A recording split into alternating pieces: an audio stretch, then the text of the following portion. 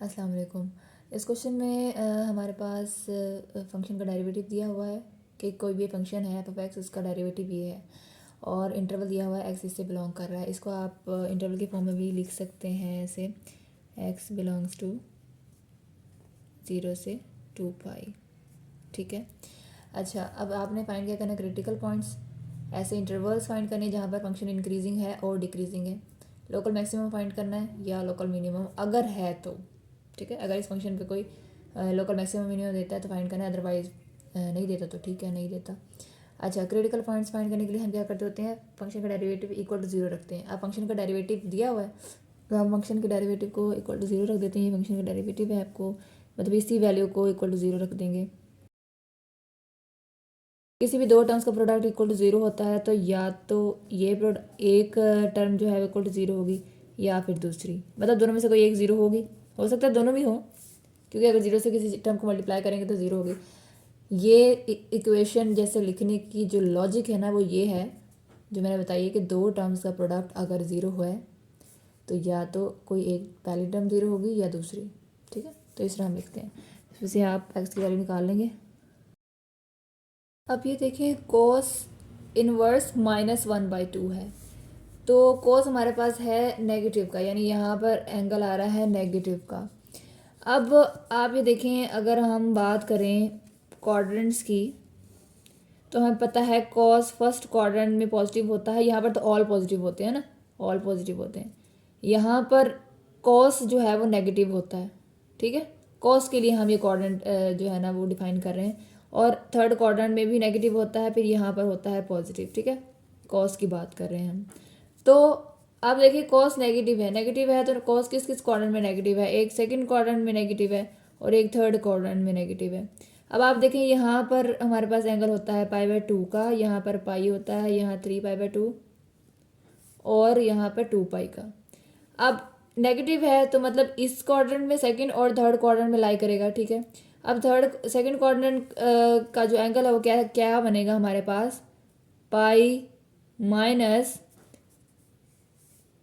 पहले अच्छा, यहाँ पे पहले ये देखें कि माइनस के अलावा अगर हम इसको बात करें, cos 1/2 इनवर्स 1/2 हमारे पास होता है, एक्स की वैल्यू हमारे पास आ जाएगी 60 degree, which is also equal to π/3। ठीक है, π/3 भी लिख सकते हैं, तो π/3 को हम लेंगे। π/3 नेगेटिव का आ जाएगा ना, ये इनवर्स में माइनस है तो नेगेटिव का π/3 कहाँ होता आएगा, यहाँ पे मतलब कि सेकंड क्वाड्रेंट में। तो इसकी इक्वेशन बनेगी, हम सेकंड क्वाड्रेंट की इक्वेशन होती है पाई माइनस थीटा, थीटा कोई भी होता है तो थीटा हमारे पास ये है π/3, यानी एक्स को थीटा भी कहते हैं क्योंकि एंगल है ना, तो एंगल थीटा रिप्रेजेंटेशन है या एक्स रिप्रेजेंटेशन जो भी है। तो आपके पास पाई माइनस π/3, और ये वाली इक्वेशन हमारे पास क्या बनेगी, पाई प्लस π/3। ठीक है, तो आप इन दोनों को सॉल्व करेंगे, आपके पास पाई माइनस π/3 वाली वैल्यू बनेगी आपके पास 2π/3, और पाई प्लस π/3 आपके पास बनेगी 4π/3। ठीक है, तो आपके पास एक्स की क्या वैल्यूज आई। अच्छा, आपके पास ये दो वैल्यूज आ रही हैं, अब आपने इन दोनों वैल्यूज का इंटरवल बनाना है। इंटरवल बना लें या आपके पास वैल्यूज आ गई हैं ना, तो इंटरवल आप अब अभी हम बनाते हैं, हम क्रिटिकल पॉइंट्स निकाल के हम इंटरवल्स बनाते हैं ना। अब एक क्रिटिकल पॉइंट हमारे साथ ये निकला एक्स का π/2, और दो आपके पास ये हैं। अब इंटरवल बनाएंगे तीनों को लेके। ठीक है, कैसे इंटरवल्स बनाते हैं, हम -∞ से शुरू करते हैं, -∞ से शुरू करते हैं, लेकिन आपके पास जब ये आपको एक्स की वैल्यू दी हुई है, आपको डोमेन दी हुई है 0 से π/2, यानी 0 से π/2, यहाँ 0 भी होता है ना, 0 से π/2 तक, तो आप इसके दरमियान एंगल्स बनाएंगे ना, तो आप स्टार्ट कहाँ से करेंगे, 0 से। ठीक है, 0 से आपके पास सबसे पहला एंगल कब आएगा, π/2 का। ठीक है, फिर आपके पास एंगल बनेगा π/2 से 2π/3 तक, फिर एंगल बनेगा आपके पास 2π/3 से 4π/3 तक, फिर 4π/3 से 2 पाई तक। ठीक है, ये आपके पास एंगल्स बन गए हैं। सॉरी इंटरवल्स नहीं, ये सॉरी एंगल्स नहीं, ये इंटरवल्स बने हमारे पास।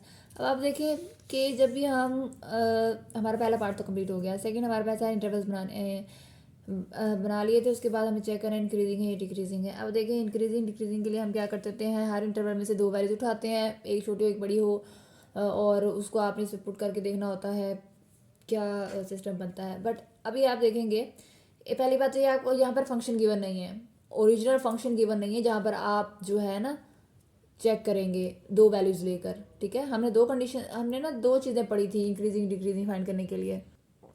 एक तो ये था कि हम जो भी इंटरवल है उसकी दो वैल्यूज लेके एक छोटी और बड़ी हो उसमें फंक्शन में पुट करके चेक करते हैं, फंक्शन की छोटी वैल्यू पे छोटी वैल्यू दे रहा है, बड़ी वैल्यू पे बड़ी वैल्यू दे रहा है तो इंक्रीजिंग हो जाता है, अदरवाइज डिक्रीजिंग हो जाता है। और एक हमने दूसरी चीज़ पढ़ी थी ये वाली कि अगर हमारे पास फंक्शन का डेरिवेटिव ग्रेटर देन जीरो हो तो फंक्शन इंक्रीजिंग है, और लेस देन जीरो हो तो ये डिक्रीजिंग है। ये हमने मोनोटोनिक फंक्शन में जब पढ़ा था ना, तो ये हमने पढ़ा था। ठीक है, अब यहाँ पर चूंकि हमें फंक्शन गिवन नहीं है, हमें फंक्शन का डेरिवेटिव गिवन है, तो उस हिसाब से हमने चेक करना है, तो हम ये कंडीशन यूज़ करेंगे उस पर। ठीक है, हम अब क्या करेंगे, कोई एक वैल्यू ले लेंगे हर इंटरवल में से और इसमें पुट करेंगे और चेक करेंगे। अगर हमारा आंसर जीरो से बड़ा है यानी पॉजिटिव है तो हमारे पास फंक्शन इंक्रीजिंग होगा, अदरवाइज हमारे पास फंक्शन जो है वो डिक्रीजिंग होगा।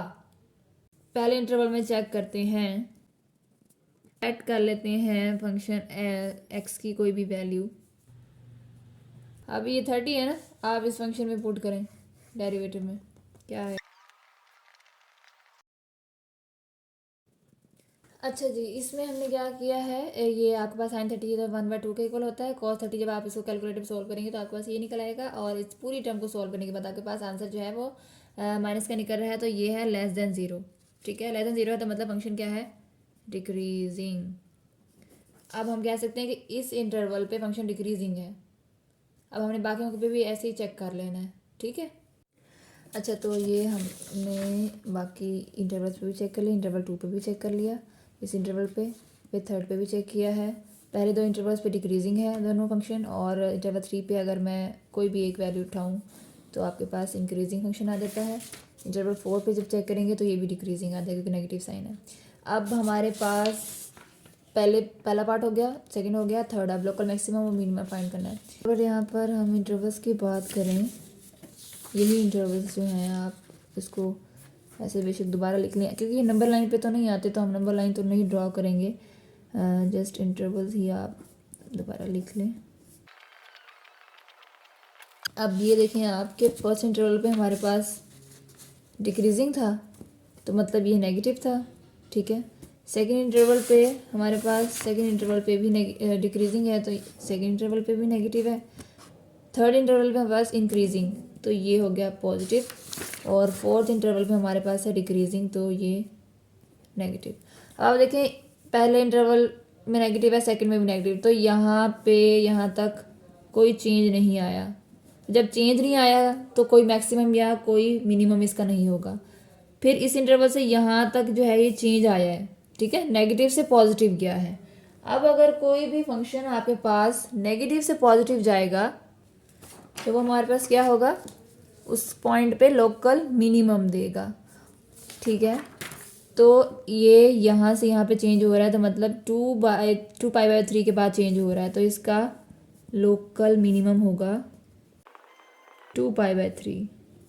ठीक है, अब यहाँ से यहाँ तक ये फिर से जो है ना वो चेंज कर रहा है पॉजिटिव से नेगेटिव, तो जब पॉजिटिव से आपके पास नेगेटिव जाएगा तो आपके पास क्या देगा, वो लोकल मैक्सिमम देगा। ठीक है, ये हमने पढ़ा था ना फर्स्ट डेरिवेटिव लोकल एक्सट्रीमा के लिए जो टेस्ट हमने अप्लाई किया था, तो आपके पास लोकल मैक्सिमम होगा।